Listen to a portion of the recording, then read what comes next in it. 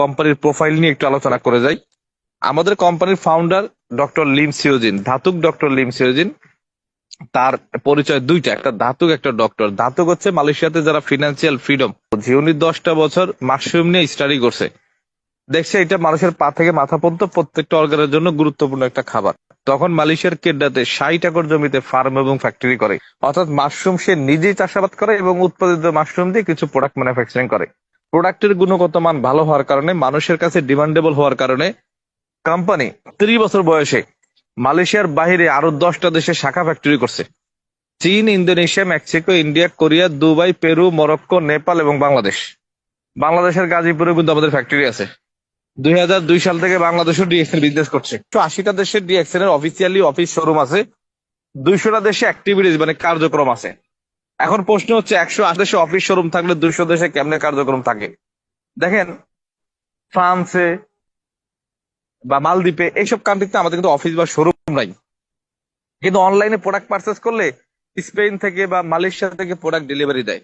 তার মানে ওই দেশে অফিসিয়ালি অফিস বা শোরুম বা প্রোডাক্ট না থাকলেও বিজনেস করা যায়, প্রোডাক্ট পাওয়া যায়। তো সেই হিসাবে আমাদের 200+ কান্ট্রিতে আমাদের অ্যাক্টিভিটিস আছে।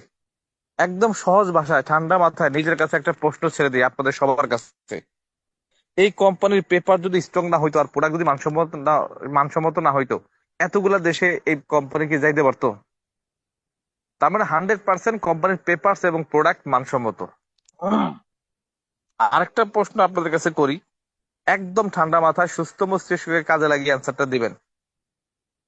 সেটা হচ্ছে, একটা কোম্পানি 32 বছর কোম্পানির বয়স, মালয়েশিয়াতে মাদার ফ্যাক্টরি, 10টা দেশে শাখা ফ্যাক্টরি, 200টা দেশে কার্যক্রম, 180টা দেশে অফিস শোরুম, এটা কি নরবরে কোম্পানি? এটা কি দুর্বল কোম্পানি? না, এটা 100% স্ট্রং একটা কোম্পানি। ভাই, আপনি চোরাবালির উপরে দাঁড়িয়ে কখনো আকাশ ছোঁয়ার স্বপ্ন দেখতে পারবেন না। কিছুক্ষণ পরে দেখবেন আপনি মাটির নিচে চলে গেছেন। একটা ফুটা বালতিতে সারাদিন আপনি পানি রাখবেন, দিন শেষে মাস শেষে বালতি ফাঁকা। কারণ কি? আপনার পরিশ্রমের মধ্যেও কমতি ছিল না, পানির মধ্যেও ঘাটতি ছিল না, কিন্তু শুধু বালতি ফুটা হওয়ার কারণে আপনি পানি জমাইতে পারেন নাই। ঠিক ডিএক্সএন কোম্পানি হচ্ছে একটা বালতি, আর আমাদের সময় শ্রম মেধা হচ্ছে একটা পানির মতো।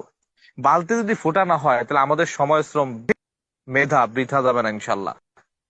তখন আমি স্টাডি করে দেখলাম যে না, কোম্পানি স্ট্রং, এই কোম্পানিতে কাজ করা যায়, কাজ করা যায়। তখন আমি সিদ্ধান্ত নিলাম, ইয়েস, আমি বিজনেসে এই কোম্পানিতে কাজ করব।